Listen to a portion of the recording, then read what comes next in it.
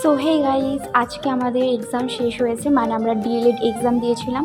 তো আজকে আমাদের ফাইনালি এক্সাম শেষ হলো, মানে আমাদের একটা ইয়ার প্রায় কমপ্লিট হয়ে গেল। তো সেই আনন্দে আজকে যেহেতু লাস্ট এক্সাম ছিল, সেই আনন্দে আমরা আজকে বিরিয়ানি নিয়ে এসেছিলাম। তো আমাদের সিট পড়েছিল যাদবপুরে, তো এটা যাদবপুর থেকে আনা হয়েছিল। আর হচ্ছে তার সাথে নিয়েছিলাম পাপড়ি চাট, একটা পেপসি, আর মানে আপেল কলা এগুলো ছিল। তো মানে আজকে পুরো জমে গিয়েছে। অনেক দিন ধরে মানে ইচ্ছা হচ্ছিলো বিরিয়ানি খাওয়ার, আর ভেবেই রেখেছিলাম আমরা দুই বান্ধবী, আমার বেস্ট ফ্রেন্ড আর আমি, যে এক্সাম শেষ হবার সেই দিনকে আমরা নিয়ে আসবো, দিয়ে সব পার্টি করবো। তো ফাইনালি আজকে সেটা হয়েছে।